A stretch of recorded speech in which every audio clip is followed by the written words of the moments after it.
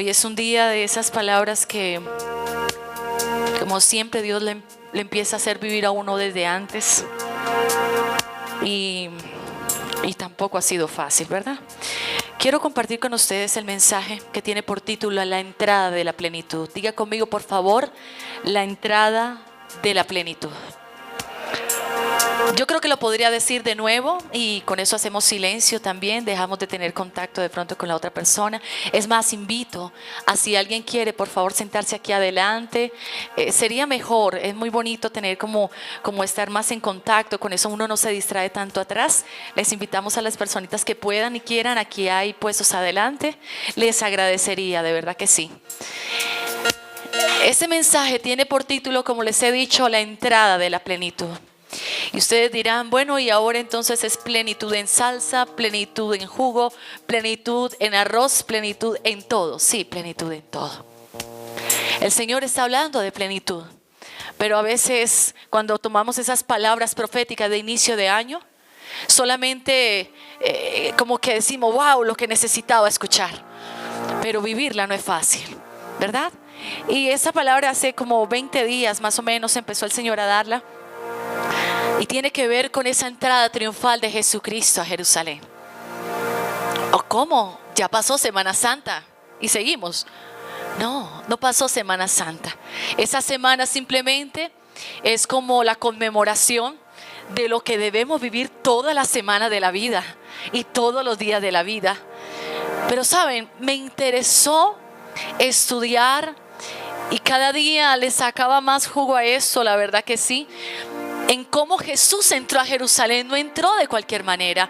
Por favor, busquen conmigo un momento en Lucas capítulo 19 para que podamos lograr ver cuál fue ese escenario introductorio de la llegada de Jesús a Jerusalén.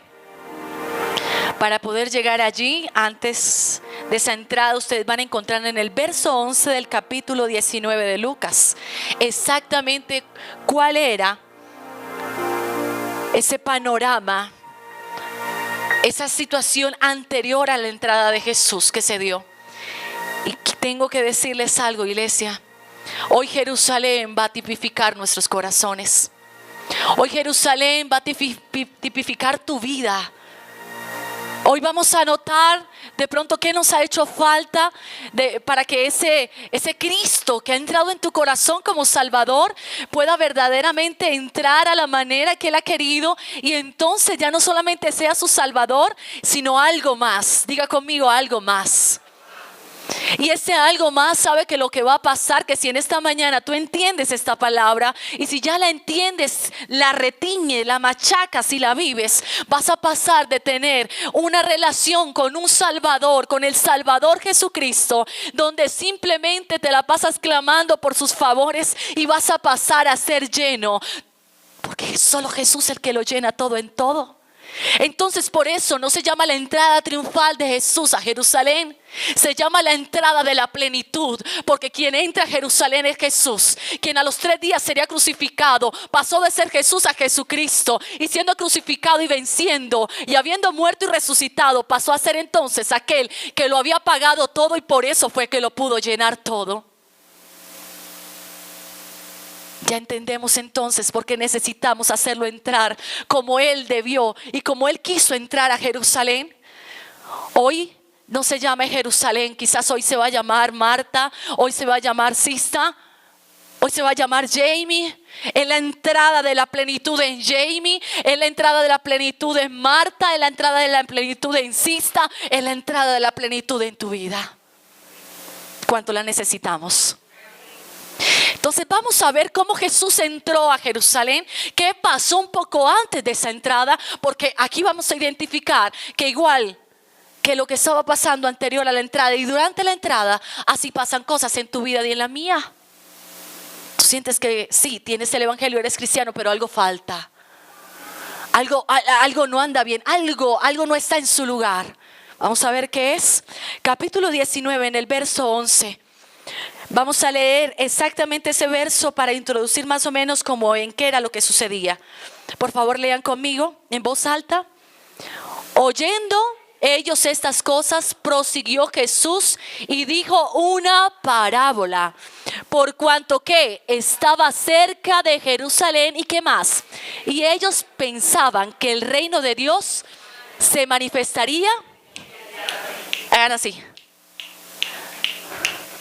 ¿Qué pensaban los que lo estaban escuchando? Que el reino de Él. ¿Cómo nos gustan las cosas a nosotros? ¿Que las respuestas de Dios? ¿Que las promesas? ¿Que los cambios?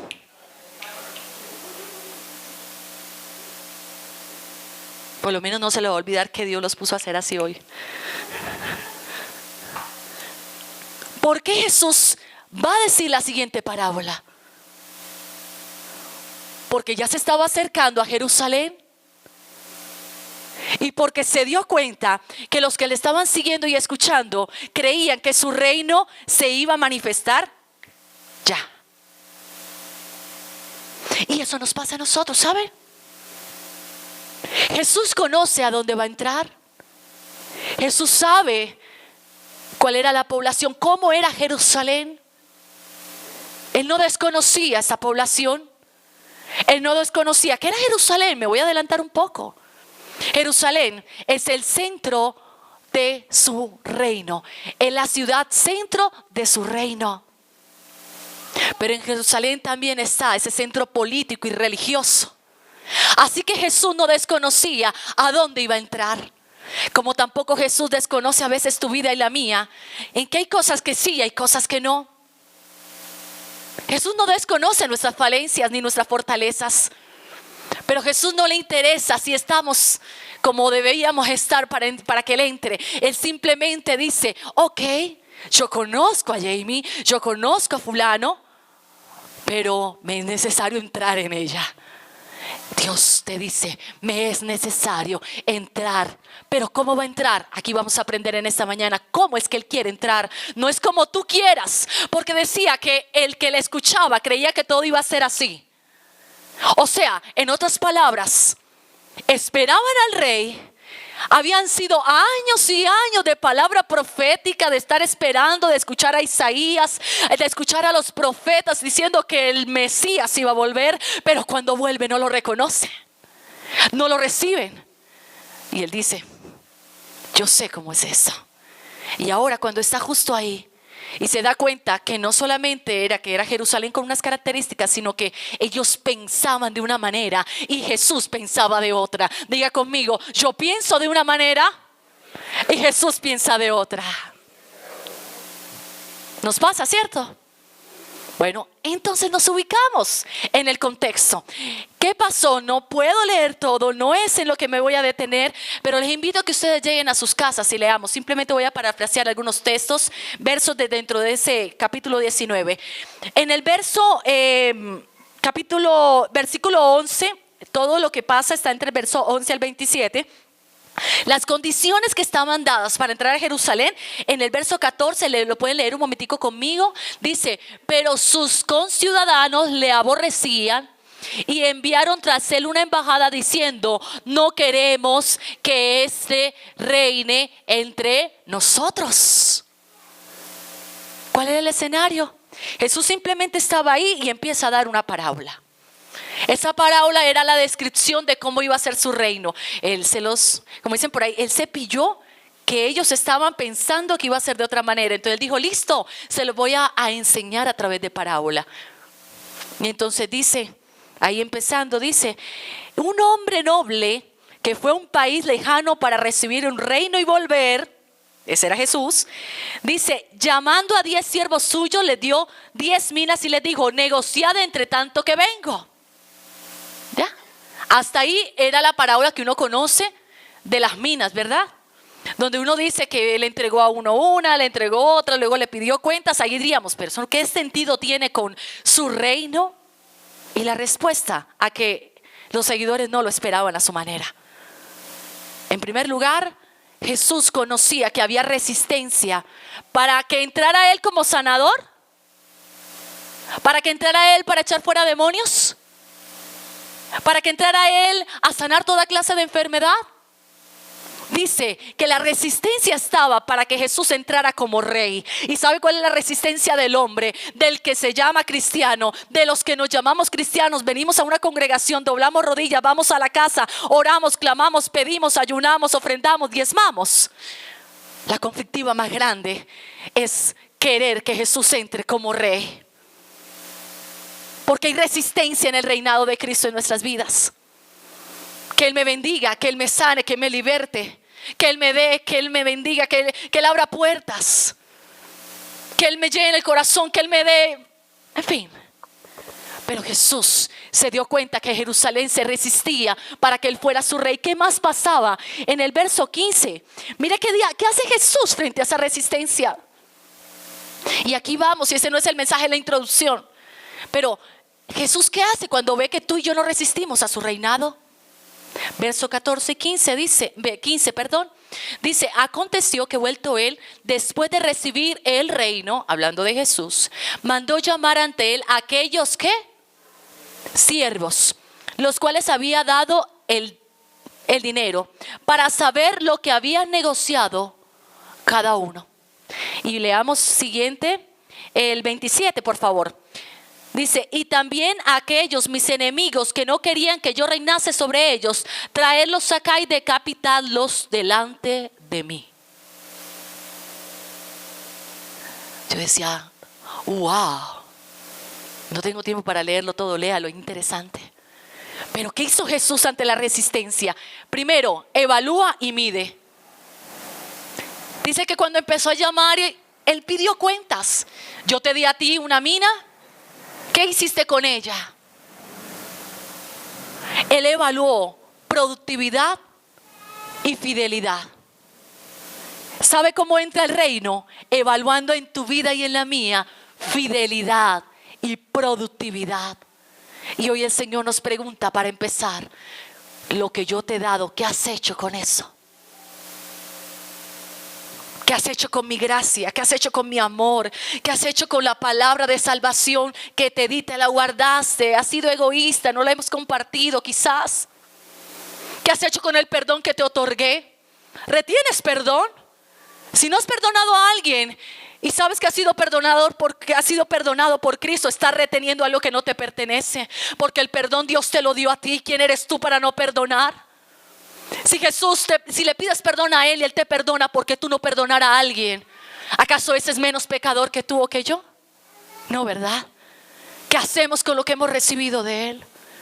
Jesús pide cuentas. Jesús dice, ¿cómo estamos? Vamos a evaluar. Y hoy en esta mañana, donde posteriormente a esta reunión vamos a tener una reunión con liderazgo, hoy es el Señor quizás diciendo, vamos a ver cómo estamos de fidelidad y cómo estamos de fruto. Porque lo que les ha entregado, lo que nos ha entregado el Señor, ha sido del Señor a cada uno. No se lo entregó nosotros como equipo pastoral, no se lo entregó el líder, no se lo entregó su mamá, no se lo entregó su jefe. Se lo ha entregado el Señor desde la vida en adelante. ¿Qué has hecho con tu vida? ¿Qué has hecho con tu tiempo? Tantas cosas podríamos decir, pero me interesa que al final del 27 parece muy fuerte este versículo, pero ese fue el preparatorio de su entrada a Jerusalén. Y es cuando dice, llama a mis enemigos. ¡Qué fuerte! Llama a mis enemigos. ¿Para que qué? Para que les baje la cabeza. ¿Saben? Aunque suene fuerte, pero cuando nos resistimos a la voluntad de Dios, a que Él reine, a que Él sea Señor de mi voluntad, es que escuche, el reino, la entrada de la plenitud se da en virtud de tu voluntad entregada a Él, para que ya no seas solo tu Jesucristo, tu Salvador. Es necesario, la plenitud entra a Jesús como Rey. Ya no entra diciendo, el peligro no se convierte para Jerusalén, para sus políticos y para toda la crema innata religiosa. El peligro no era que sanara ni que libertara ni quisiera favores a la gente. Lo peligroso de Jesús se convirtió cuando Él entró como Rey. Dijo, wow, este viene a hacernos aquí división, este viene a desbancarnos, y esa entrada como Rey es la que lo hace peligroso, y es la que entonces hace la entrada para que entonces a los 3 días lo capturen. Ese fue el veredicto. Esa fue la razón por la cual dijo: listo, aprendámoslo y a crucificarlo y a matarlo. Sabe que te va a ser peligroso en tu vida. Sabe que te va a ser significativo en la vida. Sabe cuándo vas a estar completo. Sabe cuándo vas a estar revestido y vas a poder hacer todo lo que Dios te dijo y que prometió y que dijo que tenía propósitos contigo. Cuando Jesús sea tu rey, cuando entre como rey, cuando tu voluntad ya no sea la tuya. Venga, tu reino, hágase tu voluntad. Ahí está el secreto. ¿Cuántas mañanas no solo le decimos: venga tu reino, hágase tu voluntad, sino que salimos y hacemos de que venga su reino y que se haga su voluntad? Evaluemos de 4 meses que llevamos del año, cuántas decisiones usted ha tomado diariamente y cuántas de ellas han sido guiadas, habladas, mostradas por Dios. Ahí podamos medir el reino. Si Jesús es tu rey y el mío, en decisiones, en la voluntad se va a ver. Decapitar. Yo decía: Dios, entonces, ¿qué haces tú con lo que no queremos y nos resistimos a que se haga tu voluntad? ¿Nos vas a bajar la cabeza? Y sabe que el Señor me decía: yo le vuelo la voluntad al que sea, porque tu cabeza y la mía significa voluntad. Y hoy te tengo la magnífica noticia: Jesús te va a volar la cabeza de tu voluntad, porque Él se propuso hacer algo contigo y lo va a cumplir por encima tuyo y mío, por encima de circunstancias, adversidades, por encima del que te esté persiguiendo y por encima de tus caprichos y aún pecado. Nos quiere volar la cabeza. Esa es la buena noticia. Ok.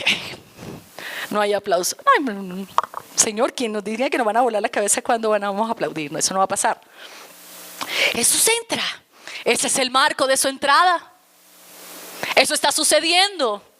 Dice que Él viene de Jericó y va directico a Jerusalén. Pero justo ahí, podemos pasar entonces al siguiente. Verso 28. Y justo entonces, cuando está allí, Él se dirige a Jerusalén. ¿Qué está pasando en Jerusalén? El contexto histórico y cronológico de Israel es que Jerusalén, se está preparando para la Pascua. La Pascua era celebrada en el mes Nisan. El mes Nisan en nuestro calendario es el mes de abril. Así que correspondía al tiempo de la primavera. Y saben, si queremos entender el contexto de esa palabra, yo tengo algo que decirte de parte de Dios. Yo le he dicho que es imposible casi desligarme con la palabra tiempo en cada mensaje que Dios me da. Pero el Señor me dijo: primavera significa primer verdor. Jesús se destinaba a ir a Jerusalén en el tiempo de la primavera, donde Jerusalén iban todos los judíos y se encontraban en Jerusalén para recordar que un día Jesús los había sacado de cautividad de Egipto y que ahora los hacía pasar a la tierra prometida. Este es un tiempo de transición. Quizás este ha sido para tu vida y la mía en tiempo de cortes. Jesús no entró a decir: venga, vino mi reino, aquí va a estar todo bien. No, Jesús dijo: voy a venir y esto se va a formar. Pero voy a establecer mi reino, que no es humano, sino que es celestial. Y escuchen algo: quizás no ha sido a tu manera. Quizás no ha pasado como tú has creído o querido. Pero te digo algo: estás en medio de un tiempo de transición. Este es un tiempo, y me decía yo: Dios mío, tremendo. Es el mes de abril, o sea, cronológicamente lo estamos viviendo. ¿En qué mes está usted? A ver si estamos por lo menos ubicados cronológicamente. Estamos en abril. Este es el mes Nisan para los judíos y significaba que era el mes de la primavera. Este es un primer verdor de este tiempo. Tercer semestre se acabó, pasamos al segundo. Es un nuevo tiempo. Hay una transición que has estado viviendo. No te has dado cuenta quizás. Hoy te dice el Señor: es necesario que entre la plenitud de Cristo a tu vida en medio de esa transición, para que los siguientes meses que te vienen puedas vivir el cumplimiento de la palabra que el Señor te entregó. Hasta ahí vamos. Entonces, entendiendo qué estaba pasando en Jerusalén. Entonces, ¿cómo entró la plenitud? Ya dijimos qué pasaba, cuál fue la preparatoria, pero la plenitud entra de 3 maneras. Y quiero que por favor, si quiere, ojalá escribirla, sería interesante. Y en la primera medida, examinando y enseñando justicia. ¿De dónde saco eso? Vamos un momentico a Zacarías capítulo 9:9. ¿Cómo entra la plenitud? Examinando y enseñando justicia. Zacarías 9:9. Estamos próximos y nos hallamos en Lucas capítulo 19, el verso 28. Mientras preparamos Zacarías 9:9 y ahora lo leemos, vamos a leer el verso 28 de Lucas y dice: dicho esto, iba delante subiendo a Jerusalén. ¿Quién? Jesucristo. Y aconteció que llegando cerca de Betfagé y de Betania, al monte que se llama Los Olivos, envió 2 de sus discípulos. Verso 30 diciendo: id a la aldea del frente, y al entrar en ella hallaréis un pollino atado, el cual ningún hombre ha montado jamás. Desatadlo y traedlo. Y si alguien os preguntare: ¿por qué desatáis? Le responderéis: porque el Señor lo necesita. Porque el Señor lo necesita. Ok, ¿por qué leo primero esto para pasar a Zacarías? Porque Zacarías, además de que es un libro del Antiguo Testamento, ya se imaginarán cuántos años antes se dio esta palabra. Y en Lucas capítulo 19, en el verso 28 en adelante, estamos viendo, o estaba Jerusalén viendo el cumplimiento de esa palabra. ¿Qué dice en Zacarías 9:9? Alégrate mucho, hija de Sión, da voces de júbilo, hija de Jerusalén. He aquí tu sanador, tu libertador. Dice: tu rey vendrá a ti. ¿Cómo viene? Justo, Salvador. Ok, y cabalgando sobre un asno, sobre un pollino, hijo de asna. ¿Cómo entra la plenitud? En justicia, en victoria. Les voy a explicar por qué se cambió esta palabra Salvador por victoria. Ahí hay algo que encontré. Y en humildad. Pero me adelanté un poquito, es solamente para que vean que hay un contexto de cumplimiento profético que se da ahora y que lo ve Jerusalén y no lo identifica, siendo estudiosos de todos los pergaminos y todos los profetas anteriores, ¿verdad? Y tremendo, examinando y enseñando justicia en primer lugar. Cuando en Lucas 19:28 dice: Jesús enseña examinando con autoridad. ¿Cuál es la autoridad que tenía Jesús hasta ese momento? Toda. Pero ¿cuál era la manifiesta sobre los hombres? Obediencia. Dice que Él iba subiendo a Jerusalén, que Él iba adelante y subiendo. ¿Sabe qué me decía el Señor en ese pasaje? Que la única manera en que tú y yo permitamos que la plenitud entre es cuando dejemos que Jesús entre examinando y enseñándonos para que podamos ser justos como Él es justo. Y como Él enseñó a ser justo, Él iba adelante, o sea, Él era ejemplo. Iba subiendo, obediencia. ¿O usted cree que no es difícil obedecer cuando las condiciones no están dadas? ¿A dónde iba él? A Jerusalén, ya explicamos. ¿Había resistencia? Él sabía que iba rumbo a su muerte. Pero nunca dejó de ser ejemplo ni de ser obediente. Y hay días de nuestras vidas donde necesitamos ser un poco más de ejemplo y más de obediencia. En tu casa, ¿eres ejemplo? ¿Y eres ejemplo de qué? No, yo soy ejemplo de rebeldía. No, buen ejemplo. Yo soy ejemplo de peleadera. No, buen ejemplo. Yo soy ejemplo, buen ejemplo. O sea, el ejemplo de Jesús. ¿De qué eres ejemplo? A ver, si yo en este momento hiciera una entrevista a un hijo, a una mamá, a un esposo, ¿qué me diría de que eres ejemplo? Jesús era ejemplo. Pero era ejemplo de justicia. Él no solamente hacía justicia, Él era justo, pero Él vino acá y fue ejemplo de todo mientras vivió en la tierra como hombre. Iba adelante. Y estamos hablando de un liderazgo. Hoy estoy hablando del liderazgo de esta iglesia. Hoy le estoy hablando del liderazgo en tu casa. Hoy le estoy hablando del liderazgo en tu empresa. Hoy le estoy hablando del liderazgo en tu parte laboral. Yo no sé de qué liderazgo Dios te ha permitido tener, pero ¿será que eres ejemplo en medio de ese liderazgo? ¿Será que eres ejemplo de confianza, de esfuerzo, de compromiso, de obediencia, de sometimiento? ¿De qué eres ejemplo? ¿Sabe de qué carece la juventud de este tiempo? De ejemplo. Hay muchos que le saben decir a los jóvenes qué hacer, pero no encuentran a quien sean correspondientes de lo que dicen con lo que hacen. ¿Saben por qué sus hijos a veces no se someten a ustedes? Porque una cosa es la que ustedes les dicen y otra cosa es la que ustedes hacen. No soy madre. Ay, fácil decirlo, Jamie. Pero yo creo que yo he parido un poco espiritualmente y he criado a muchos más de lo que me he imaginado. Llevo 17 años pariendo.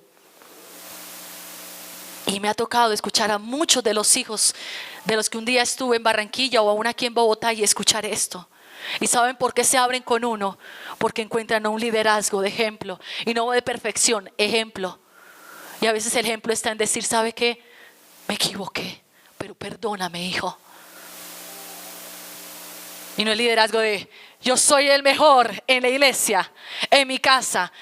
Y yo nunca me equivoqué. Yo sí me equivoqué, te voy a dar. Cuidado, voy a decir. Ese no es ejemplo. Esto no iba en el mensaje, les aseguro que no iba.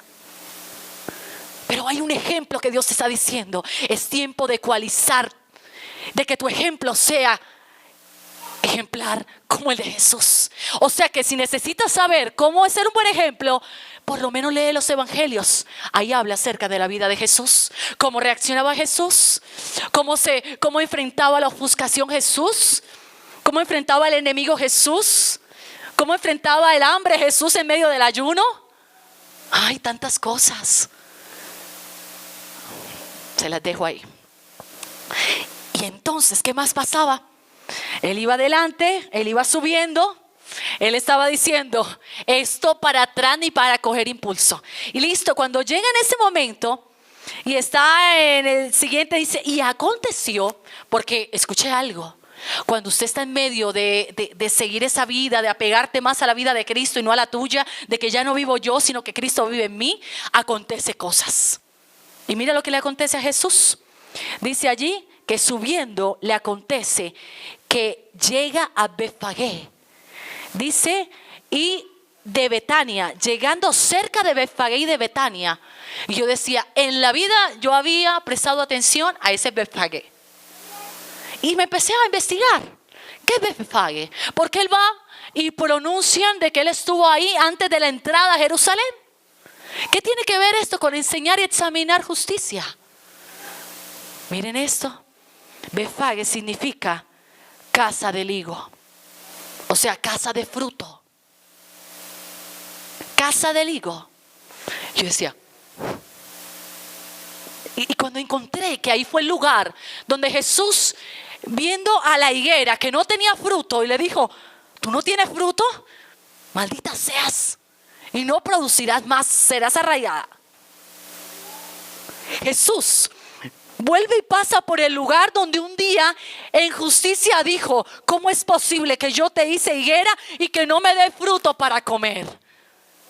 Porque justicia es también de que Él llegue a decir cómo estamos de producido. Justicia es que si tú le das a tu hijo la universidad, él por lo menos sea un buen empleado, él sea un buen profesional, sea un buen empresario, ¿sí o no? Si tú invertiste en alguien, si tú le diste la facultad, en este caso Jesús a la higuera, y ¿cómo es que voy a ti en tiempo en que puedo hallar fruto y no lo hallo? No era justo. Jesús entra y pasa por Betfagé y casa del higo y se da cuenta, Jerusalén, Jerusalén, tú que matas a tus profetas, no he encontrado fruto en ti, Jerusalén. No he encontrado fruto en ti. Porque a veces nosotros, siendo sus hijos, matamos también a sus profetas cuando Dios nos envía una palabra y la incredulidad nos puede más. Cuando el dolor, el resentimiento apaga esa fe para recibir aquello que Dios te dice. Cuando Dios te dice a la derecha y coges a la izquierda. Cuando haces tu voluntad, ahí estás matando a los profetas, a la palabra. El profeta es palabra, es el enviado para dar el mensaje, la palabra de Dios.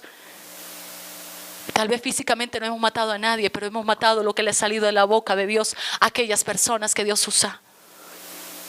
¿Será que también eso aplica en esta mañana? Jamie, tú que has matado a mis profetas en oportunidades. La terquedad, la resistencia, el que yo quiero que me haga pero no quiero que reine, hace que muchas veces matemos a los profetas. No era justo entonces que Jerusalén, siendo todo lo que él hizo, que había sido para entrar a ella y darle cumplimiento a las profecías sobre ella, ahora no lo recibiera y no encontrara fruto de fe, fruto de recibimiento como se merecía el Salvador tener. No era justo eso. Y aparte de eso, dice que estaba pasando también por una ladera de Betania. Betfage estaba a 1 kilómetro de Jerusalén, Betania 3 kilómetros. Betania significa casa de reposo o lugar de reposo. Pero también se dice que significa casa de higos verdes. Jesús, cuando quería descansar un poquito, se iba a Betania. Allá era donde vivía Lázaro, su amigo, el que murió y él resucitó. Era un lugar donde iba y era cómodo, porque es cómodo servir cuando hay corazones dispuestos. Es cómodo obedecer y hacer la voluntad de Dios cuando las cosas están dadas.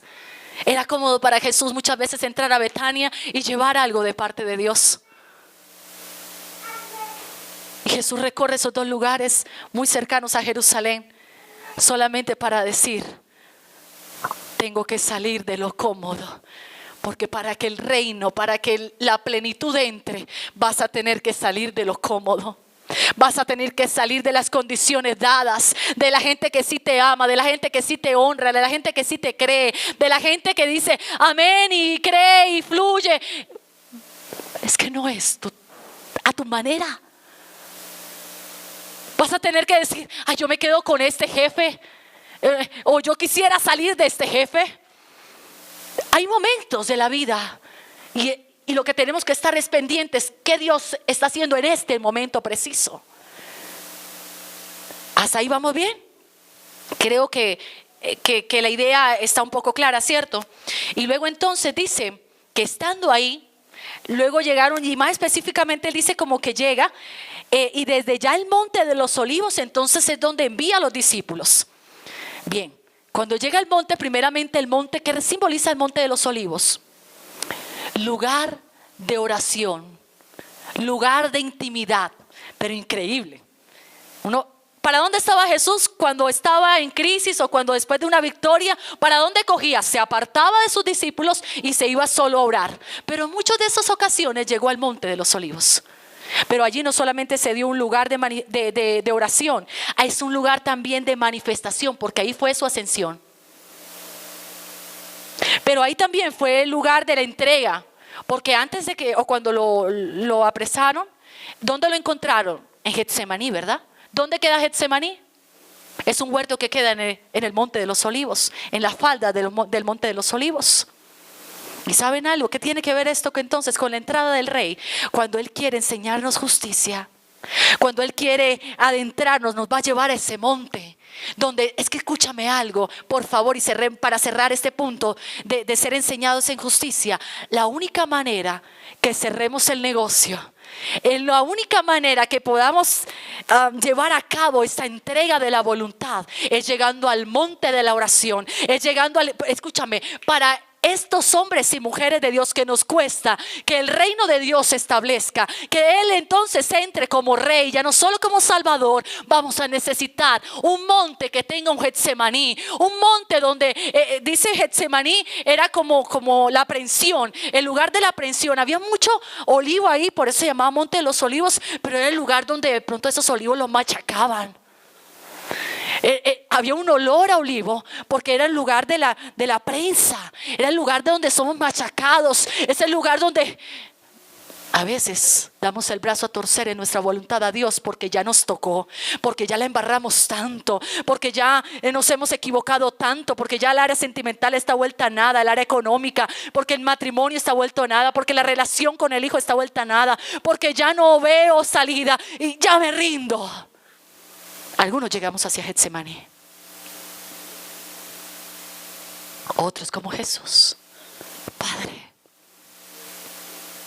sí, se puede, pasa de mí esta copa, pero que no se haga mi voluntad, sino que se haga la tuya. Y aquí empieza el segundo paso. ¿Cómo entra la plenitud? Entra en humildad, en docilidad. Jesús te dice: no me resistas más lo que quiero hacer en tu vida. Dios te ha pedido cosas, entrégalas. Dios te ha dicho: deja eso, déjalo. Dice: no más pecado, no más. Necesitamos ser dóciles, necesitamos ser humildes para que entre su reino. Que pasado después de estar en el monte de los olivos, dice que envía a 2 de sus siervos y le dicen: vayan y desciendan, van a hallar un pollino que está atado y nada lo ha montado. Y si alguien llega a preguntar: ¿y esto para quién? No, es el Señor que lo necesita. Oye, yo no veo respuesta. Que a ti un vecino te diga: vengo por la licuadora, y va entrando y sale la licuadora. El Señor lo necesita y ni nombre le dice. El Señor Pedro, el Señor ni que Señor. Mi licuadora a mí no me la sacan de mi casa, ¿cierto? O que del parqueo le estén sacando su carro, hombre, ¿sí o no? No, que el Señor lo necesita el carrito. Y a veces Jesús entra así a nuestras vidas. Entra y manda a alguien, le dice: Claudia, el Señor te necesita. No te estoy diciendo pollino, te estoy diciendo que el Señor entra a nuestras vidas de esa manera.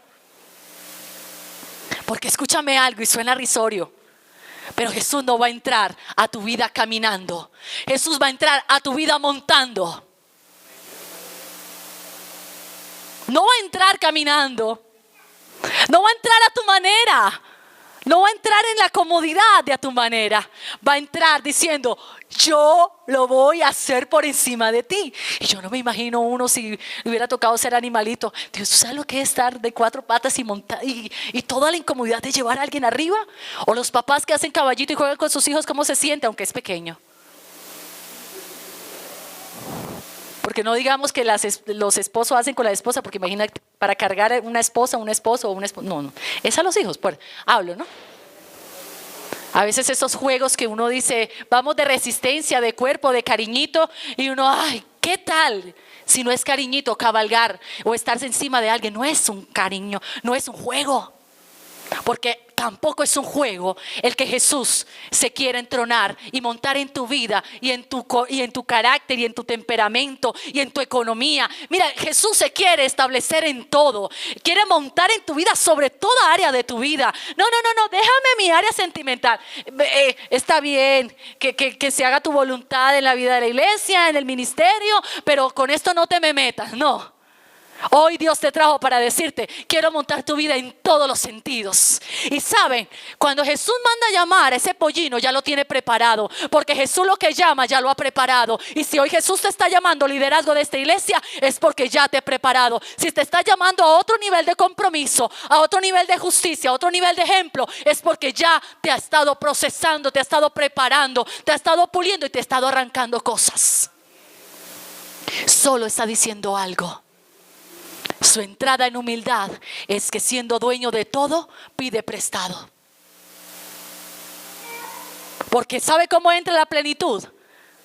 Buscando tu voluntad y la mía, queriendo. Pero como le decía, a veces las circunstancias te hacen torcer el brazo. No esperemos que eso pase. No lo esperes.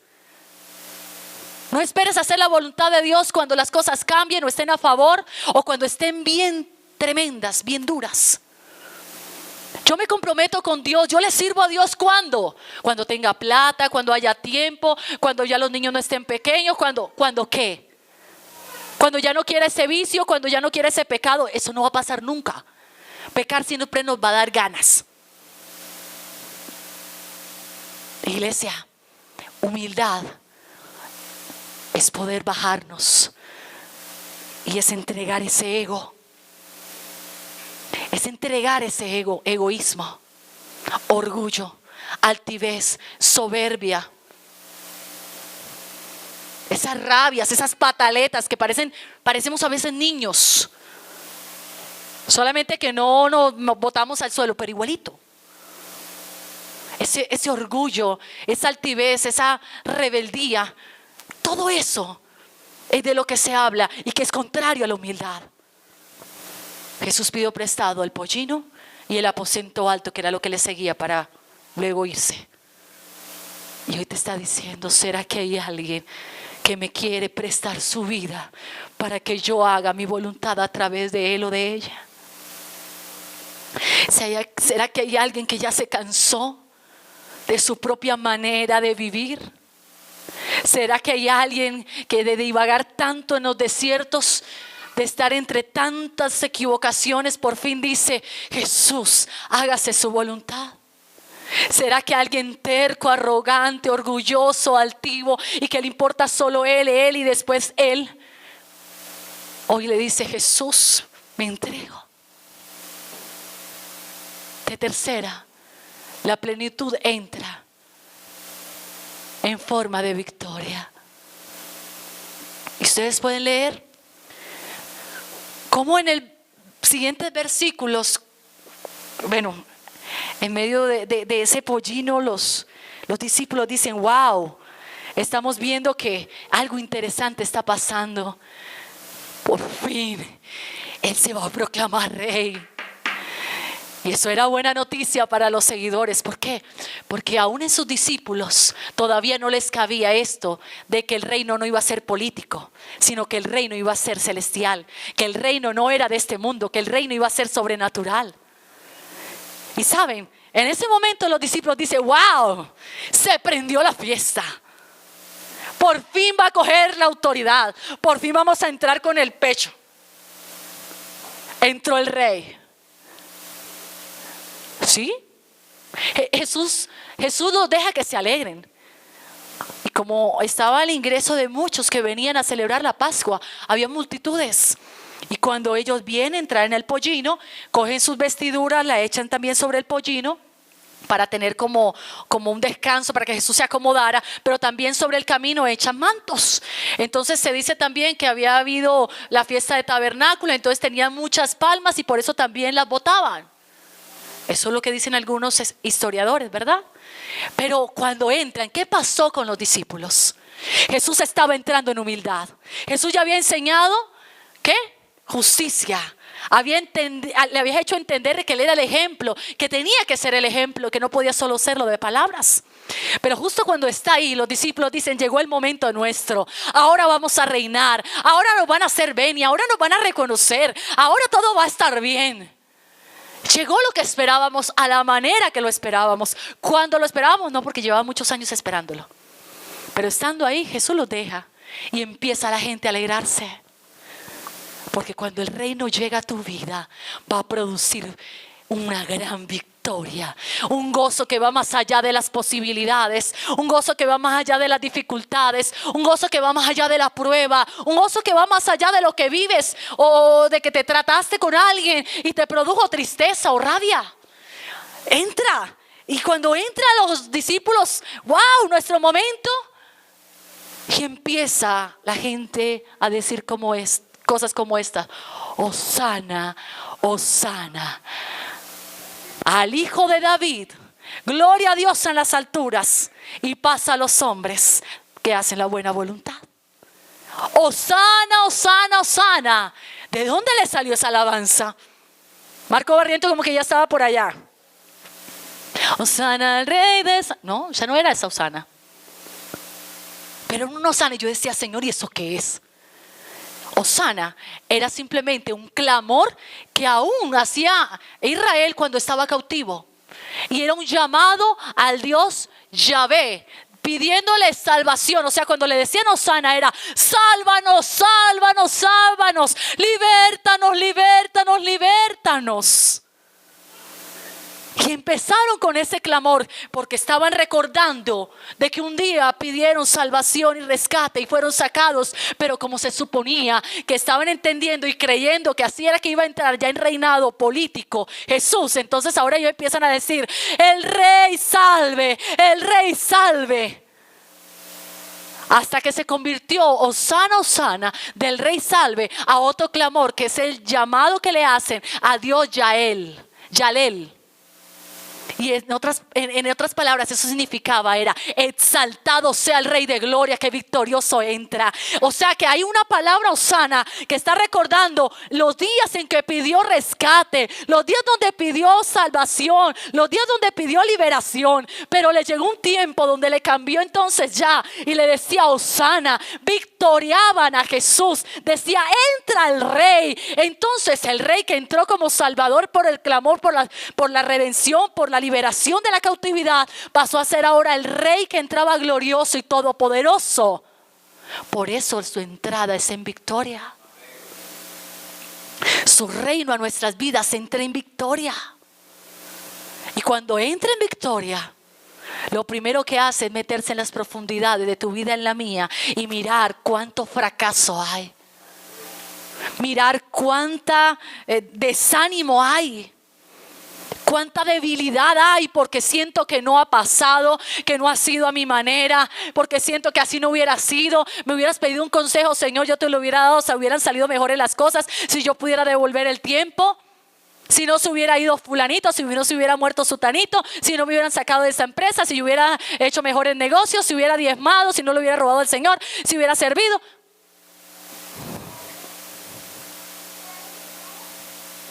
Pero Jesús entra en victoria. ¿Cómo cambia el clamor de un pueblo que clama? Yo creo que todos un día clamamos. ¿Cómo fue su conversión? ¿Cómo fue el día en que usted entregó su vida a Cristo? Yo creo que fue en medio de un clamor por salvación. Sálvame, ayúdame, cámbiame, rescátame, no puedo. Haz algo en mi corazón.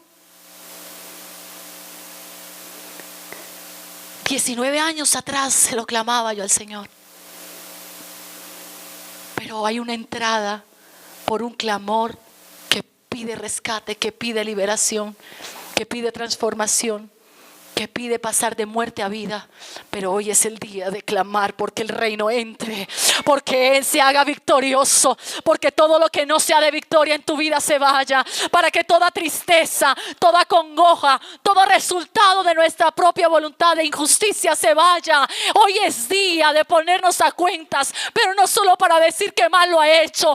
Hoy es día porque el Jesús que entra va a sacar todo el producto de toda desobediencia, todo el producto de la enfermedad, todo el producto de la aflicción, todo el producto de una vida sin señorío de Cristo. Porque hay residuos